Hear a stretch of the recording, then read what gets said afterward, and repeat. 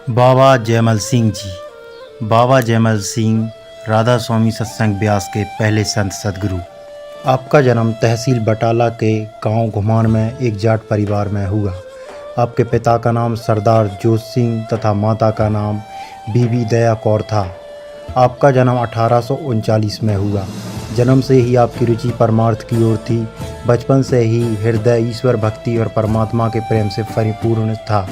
घुमान गांव में नामदेव जी का एक दहरा था, जिसके बारे में कहा जाता है कि संत नामदेव जी ने अपने जीवन के अंतिम कुछ वर्ष यहाँ बिताए थे। बाबा जयमल सिंह जी छोटी सी उम्र से ही सुबह शाम वहाँ जाते और घंटों वहाँ के बाबा खेमदास जी के पास बैठकर गुरबाणी सुनते थे। बाबा जी ने आपके प्रेम और लगन से प्रभावित होकर आपको बाणी पढ़ाना शुरू कर दिया। इस प्रकार छोटी उम्र में ही आप ग्रंथ साहिब का पाठ शुद्ध रीति से करने लगे और जपजी व सुखमणी साहिब को आपने जुबानी याद कर लिया। पूर्ण पुरुष जब संसार में आते हैं तो बचपन से ही उनकी महानता के लक्षण प्रकट होने लगते हैं। जैसे बिजली की चमक काली घटाओं को चीरकर बाहर आ जाती है, वैसे ही परमात्मा का प्रकाश एक शरीर में छुपकर आ जाता है। आध्यात्मिक सूर्य की किरणें छन छन कर तत्वों के बंधन से निकलकर प्रकट हो जाती हैं। 8 या 9 वर्ष की उम्र में ही बाबा जी के आग्रह पर बाबा खेमदास जी ने उन्हें सोम सतनाम के जाप की विधि सिखा दी। उससे आपका मन एकाग्र तो हुआ, परंतु आंतरिक रूहानी जिज्ञासा शांत न हुई। बाबा जी को तो उस नाम की खोज थी जिसके विषय में ग्रंथ साहिब में लिखा है, नामे ही ते सब कुछ होया बिन सतगुरु नाम न जापी। और नाम के धारे खंड ब्रह्मांड, नाम के धारे आकाश पाताल, नाम के धारे पुरिया सब भवन।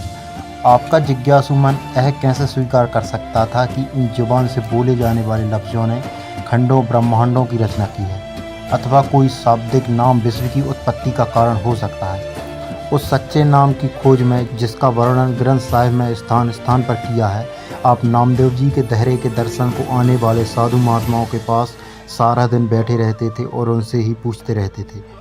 आप उनकी हर प्रकार से सेवा करते तथा उनके साथ दिन रात परमार्थ की चर्चा करते रहते। घर के कामकाज और अपने पुरखों के धंधे कृषि की ओर आपका जरा भी ध्यान ना था। आपके पिता के मन में डर पैदा हो गया कि कहीं उनका होनहार पुत्र साधुओं की संगति में रहकर साधु ही न बन जाए। आपके पिता ने साधुओं के मेलजोल से दूर रखने के विचार से उन्होंने आपको आपकी बहन बीबी तावो के पास सठियाला में भेज दिया। लेकिन वो कहते हैं कि घायल की गति घायल जाने और न जाने कोई। जिसके हृदय में मालिक से मिलने की लगन और तड़प जाग उठी हो, उसकी अवस्था को कोई साधारण दुनियादार क्या समझ सकता है। उसके मार्ग में नदी पहाड़ दूरी कोई रुकावट नहीं डाल सकते। प्रेम कोई न कोई मार्ग निकाल ही लेता है। यह भी साधु महात्माओं से आपकी भेंट होने लगी। एक योगी से मुलाकात होने पर आपने उससे प्राणायाम तथा योग सीखना शुरू कर दिया और शीघ्र ही उनमें काफ़ी निपुणता प्राप्त कर ली।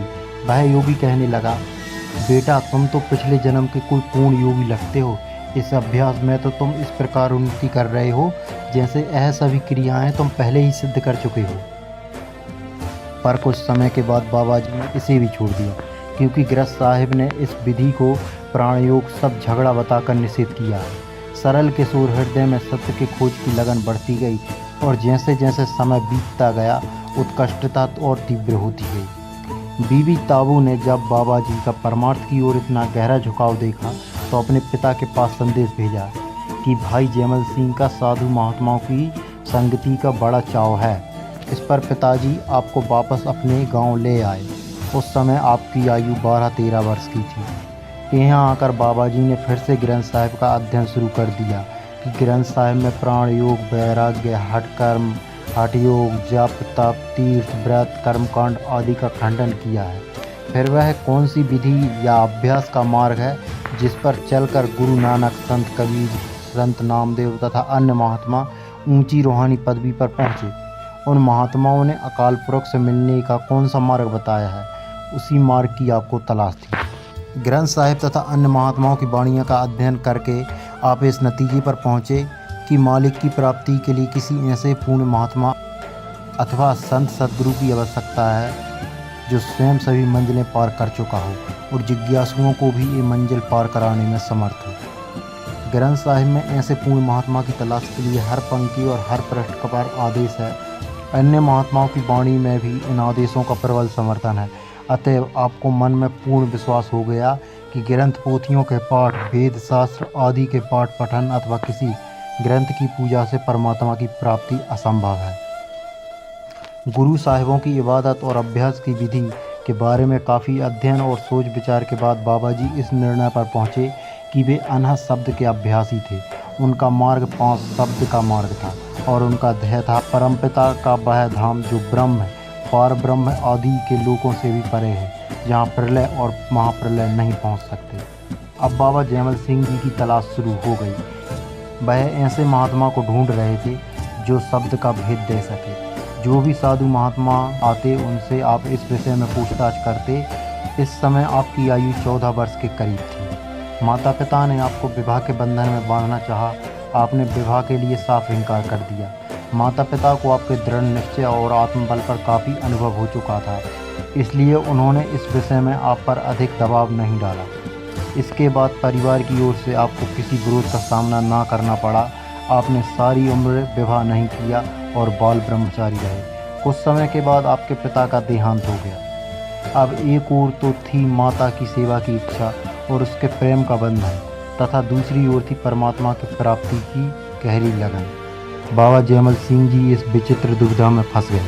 अंत में आपने एक दिन बड़े प्रेम से माता को समझा बुझाकर उनसे बाहर जाने की इजाज़त ले ली और मनुष्य जीवन के सच्चे ध्येय की पूर्ति के लिए घर से निकल पड़े।